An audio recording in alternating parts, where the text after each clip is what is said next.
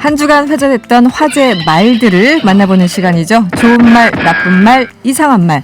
네, 오늘도 함께합니다. 비유의 달인 혹은 비유의 장인 우리 MC 장원 씨 어서 오세요. 네, 안녕하세요. 반갑습니다. MC 장원입니다. 네, 시간이 조금 빨라졌어요, 우리. 네. 훨씬 나은가요? 어떤가요? 네, 조금이라도 빨리 우리 청취자분들을 만날 수 있으니까 저는 그저 행복할 뿐입니다. 예. 네. 아니, 시간을 앞당긴 이유가 있었어요. 당장 네네. 4327번님이 문자를 주셨는데 오늘 아침에 눈 뜨면서 목요일이네. 말말말 하는 날이구나 생각했습니다. 아, 감사합니다. 이분은 저희 프로그램 찐 팬이신가 봐요. 그러니까요. 아니면 MC 장원 씨 팬인가? 아유, 아무튼. 예, 우리 코너를 사랑해 주시는 거겠죠. 네, 예, 그래서 너무너무 감사합니다. 예, 또 어깨가 한편 무거워지기도 하네요. 이렇게 그렇죠. 기다리시는 분들이 계신다고 하니까. 네, 오늘 퇴근길도 잘 부탁드립니다. 이렇게 말씀을 주셨으니 네. 오늘 우리 잘해보도록 해요. 네, 알겠습니다. 첫 번째 말로 가보죠. 윤석열 씨 5.18 우는 자격 있나? UFC가 적성일 듯. 네, 더불어민주당 정청래 의원 말인데요. 설명을 좀 부탁드립니다. 네, 더불어민주당 정청래 의원이 지난 16일 이 윤석열 전 검찰총장의 5.18 메시지를 놓고 어설픈 흉내내기라고 비판을 했습니다. 네. 윤 전 총장은 이날 언론에 보낸 메시지에서 5.18은 현재도 진행 중인 살아있는 역사라면서 지금의 헌법과 자유민주주의 체제를 만드는 원동력이라고 이야기를 했습니다. 네. 그러자 이 정 의원이 자신의 SNS에 이 발언에 대해서 이제 저격을 한 것인데요. 대한민국에서 가장 견제받지 않는 민주주의의 사각지대가 바로 검찰이다. 직전 검찰총장으로 검찰개혁에 저항하다가 사표를 낸 사람이 네. 5.18 정신을 운운할 자격이 있는가라고 되물은 것입니다. 네네. 자, 그러면서 윤석열 씨는 어쩐지 정치와 민주주의 이런 종목에는 안 어울리는 선수 같다. 차라리 UFC가 적성에 맞을 것 같은 이미지라고도 이제 이야기를 한 것입니다. 한 발 더 나가신 거군요. 여기에서 끝나지 않았습니다. 네네. 정치의 링에 오르는 순간 정치의 매운맛을 보게 될 것이다. 그러나 어쩌랴 자빠져서 무릎이 깨져봐야 아프다는 걸 알 테니라고 네. 이야기를 했습니다. 네, UFC가 여기서 튀어나왔군요. 네. 어쨌든 꽤 긴 글을 정 의원님이 네네. 쓰신 건데 어떻게 보셨습니까? 네, 일단 뭐 정청래 의원의 이게 개인적인 역사도 이제 정치를 하면서 많이 또 넘어져 보시고 그렇죠. 산전수전 다 겪어보신 분이기 때문에 네. 뭐 정치 선배로서 이제 이런 말을 할 수도 있겠다라는 생각이 들었습니다. 아직 이제 정치에 공식적으로 이제 들어오진 않았지만 윤석열 전 총장이 그렇죠. 아직은 네. 근데 뭐 정치의 이 무서움 뭐 많은 분들이 익히 아시겠지만 정청래 의원 누구보다도 잘 아시는 분일 테니까 여러 가지 경험하셨죠, 그분께서. 여러 가지 하셨죠. 네. 예, 같은 당에서 또 아픈 기억도 있으셨고. 네. 그래서 더욱 이런 말을 하신 것 같습니다. 네. 경험에서 우러나오는 문장들이었다. 알겠습니다. 지금 어쨌든 이제 5.18 관련해서도 여러 가지 발언들이 나왔었는데 이번 주 내내 네네. 대권이 이제 다가올수록 네. 더더욱 이제 호남의 민심을 구하는 여야 정치인들 많습니다. 지금 네. 호남 경쟁이 굉장히 치열하죠? 네, 맞습니다. 사실 이 국립 5.18 민주묘지는 이 정치인들에게 네. 호남 민심을 얻을 때 제일 먼저 시작하는 이 출발점으로 여겨지고 있습니다. 그렇죠. 네, 선거 시즌만 되면 이 여야 정치인들 할 것 없이 약속이나 한 듯 이 5.18 민주묘지를 찾는데요. 이번에도 어김없이 여야 할 것 없이 대권 후보들도 일제히 5.18 민주묘지를 참배를 했습니다. 네. 그러면서 이제 5.18을 이 중도층 공략과 정권 교체의 이제 발판으로 삼고 있다. 뭐 이렇게 보여지는데요. 네. 김종인 전 비대위원장도 기억하실 겁니다. 지난해 8월이었죠. 네. 5.18 묘역에서 무릎 사과. 사과를 했었고요. 윤석열 전 검찰총장도 이 적절한 시점에 5.18 묘지를 방문하겠다라고 밝힌 상태입니다. 네네. 예, 야권 대권 주자인 유승민 전 의원 그리고 원희룡 제주지사도 5.18 묘지 참배했고요. 김기현 대표 권한대행 겸 원내대표도 5.18 기념식에서 이 임을 위한 행진곡을 함께 제창하기도 했습니다. 네. 그런가 하면 네. 윤석열 전 총장을 향해서 한마디를 남긴 또 한 분이 계세요? 네, 맞습니다. 바로 임은정 대검찰청 감찰정책연구관인데요. 네. 자, 임 연구관은 17일 자신의 SNS에 이 안병화 치안감의 묘역에 다녀온 사진을 올렸습니다. 먼저 이 안병화 치안감이 어떤 분인지 설명을 좀 드려야 될 것 같은데요. 네. 5.18 민주화 운동 당시에 이 전남도 경찰국장이었습니다. 이 신군부의 발포 명령을 거부하고 시민들을 지킨 경찰이었습니다. 이런 분의 이제 묘역에 다녀온 사진을 올리면서 이웃 경찰에는 위법한 명령을 명백히 거부한 사례가 없지 않고 심지어 파면되고 고문까지 당하는데 검사들은 항명은커녕 사표 던진 사례도 잘 들어보지 못했으니 네. 그러고도 검사라는 이름을 감당할 자격이 우리에게 있다고 할 수 있나 한심하고 개탄스럽기 그지없다라고 네. 이야기를 한 것입니다. 네. 자, 그러면서 이 안치한 감을 공무원은 상사나 조직이 아니라 국민에게 충성해야 함을 말이 아니라 행동으로 실천하신 공직자라고 이야기를 했는데요. 왠지 누군가 좀 떠올려지는 대목이 아닌가. 네. 윤 전 총장이 살짝 떠올려지는 대목이 아닌가라고 네. 생각이 듭니다. 그러네요. 임은정 검사와 또 윤 전 총장은 그렇게 좋은 사이는 아닌 걸로 네. 알고 있는데 어쨌든 맞습니다. 한마디를 남겼군요. 네, 저도 뭐 의견 좀 동의가 되는 부분이 있는 것이 네. 사실 그 전두환 정권에 어느 정도 이 면죄부를 준 게 또 이 검찰이거든요. 그렇죠. 네. 성공한 쿠데타는 처벌할 수 없다라는 희대의 논리로 네. 이 기소하지 않은 게 또 그때 1995년이었나요? 그 검찰이었기 때문에 네네. 어느 정도 이 전 검찰의 수장으로서 이런 부분에 대해서 그 책임 있는 발언이 좀 필요할 텐데 네. 그런 것 없이 이렇게 5.18에 대해서 이야기하는 것이 조금은 좀 어색해 보였습니다. 과거에 여러 가지 뭐 사법부도 그렇고 검찰도 경찰도 잘못한 게 굉장히 많은데 네네. 사과에 또 가장 인색한 게 또 검찰 조직이 아닌가 이런 생각도 네네. 해봅니다. 네, 두 번째 말로 넘어갈게요. 오직 예수. 이거는 많이 뭐 듣는 얘기기도 한데 네. 이게 어디서 나온 얘기입니까? 네.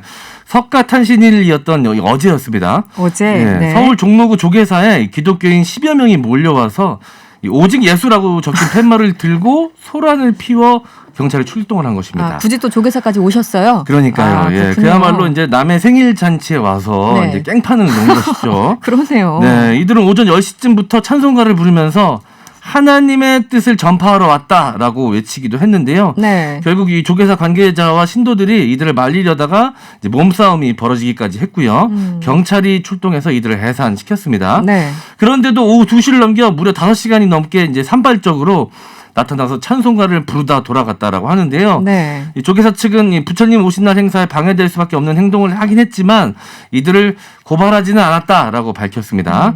이날 오후 4시쯤에도 이 봉은사 법당에서 소리를 지르고 이 욕설을 해서 부처님 오신 날 행사를 방해할 혐의로 여성 한 명이 체포되기도 했었습니다. 이게 무슨 게릴라전도 아니고 5시간 동안 네. 갑자기 튀어나와서 찬송가 부르고 또 사라지고 막 이러신 상황이었나 봅니다. 네, 맞습니다. 그런데 이게 사실은 이제 누구 생일날을 좀 존중해 줘야 되잖아요. 그게 네. 어떤 신이든 네, 어떤 네, 믿음이든 간에 이런 소식을 간간히 듣는 것 같긴 해요. 네. 네. 안타까운 이야기이긴 하지만 일부 기독교인들이라고 그렇죠. 일부죠, 생각이 일부. 듭니다. 네. 극히 일부일 것이라고 생각이 드는데요. 네. 이 극렬 기독교인들 때문에 다른 평범한 기독교인들까지 욕을 먹는 거 아닌가라는 그렇죠. 좀 안타까움이 있습니다. 사실 네. 이 일부 기독교인들에 의한 회불 행태가 좀 자주 있었습니다. 심지어 이 절에 불을 지르는 행위도 과거에 네네네. 있었거든요. 네. 그래서 오히려 부처님 오신 날 이렇게 혹시라도 이렇게 난입해서 행패를 부리는 일부 기독교인들이 있지 않을까 좀 조심하는 문화가 이 불교계 내에 존재한다고 합니다. 그 누리꾼들은 어떤 반응을 보이던가요? 네. 네. 아까도 말씀드렸지만 나도 크리스천이지만 정말 부끄럽다. 네, 크리스마스에 스님들이 교회 가서 뭐라 합디까? 뭐 이런 얘기 있었고요. 네. 각자의 종교를 왜 존중해주지 못하나? 뭐 이런 이야기도 있었고 네. 군대 훈련소에 있을 때 수녀님께서 부처님 오신 날이라고 사찰에 가셔서 절하는 걸 보고 종교를 떠난 서로를 인정하고 그렇죠. 존중해주는 모습이 아름다웠는데 쯧쯧쯧 이런 내용도 있었습니다. 이게 진정한 종교인들의 모습이죠. 네. 서로 존중하고 이해하는 게 이제 어른의 모습이자 네. 종교인의 모습인데 네. 참 좀 안타깝네요. 네. 이 종교계에서는 또 다른 타 종교계의 뭐 이런 뭐 기념일, 특별한 기념일이 있으면 함께 축하해주고 이런 모습들을 좀 보여주거든요. 그 굉장히 보기 좋고 또 우리 대한민국은 분명히 각자 개인의 종교의 자유가 있는 곳이기 때문에 네. 예, 교회법이 어떠하든 간에 이 존중은 다른 문제거든요. 네. 이 대부분의 기독교인들은 다른 종교에 대해서 이게 배타적이지 않은데 일부 이 기독교인들 때문에 참 좀 극성스럽게. 네, 네. 이런 모습들이 연출되는 게 많이 안타깝습니다. 알겠습니다. 8464번님, 진짜 기독교인으로서 너무 부끄럽고 안쓰럽네요. 네. 오직 예수를 믿으면 절대로 그럴 수 없을 텐데요. 이렇게 꼬집어 네네. 주셨고, 9312번님, 정말 지긋지긋하다. 또 이런 문자를 네. 함께 주셨습니다. 사실 저도 개인적으로 이제 기독교인이긴 하지만 저는 이 절에 가는 거 굉장히 좋아하거든요. 그렇군요. 이 절에서 나는 향 냄새. 네, 향냄새 심신을 굉장히 편안하게 해줍니다. 그래서 마음 복잡하고 이제 머리 시끄러울 때 절에 자주 가거든요. 네, 네. 그러면 이제 스님들 만나면 합장하면서 인사하기도 하고, 네, 식사도 하고. 네, 그 곳에서는 또 그곳의 또 율법을 존중하고 그럼요. 따르는 것이 당연한 일인데 그러지 못할 망정 가서 이렇게 회방을 놓다니 참 안타깝습니다. 네, 예. 아주 일부 기독교인이었다는 말씀 다시 한번 드립니다. 네, 마지막 말로 넘어가 볼까요? 개도 그렇게 주면 안 먹어요. 벌써부터 막 그런데 이 환자 보호자의 말이라고 하는데요. 먼저 준비된 음성 들어보시겠습니다. 걔도 그렇게 주면 안 먹어요. 네. 이게 굉장히 짧군요. 네. 앞에 좀 더 말이 있습니다. 예, 좀 더 앞 말까지 제가 보태서 설명드리자면 네. 엄청 죄스러운 마음이 들어서 어머니한테 이 반찬을 다 혼합시켜 갈아서 그게 뭐냐고요. 걔도 그렇게 주면 안 먹어요라는 그런 내용이었습니다. 워딩이었군요. 어떤 상황인가요? 네. 설명을 좀 드리자면요. 네. 인천의 한 요양원에서 먹다 남은 밥과 반찬을 믹서기로 갈아서 어르신들 식사로 제공했다는 내부 고발이 나왔습니다. 잠깐만요. 먹다 남은 네. 밥과 반찬을 믹서기로 갈아요? 네. 그리고 이거를 식사로 내놨다고요? 네, 맞습니다. 이게 믿기 어려우시겠지만 말도 안 되는. 네, 일단은 이런 내용이 내부 제보가 고발이, 됐습니다. 네. 예.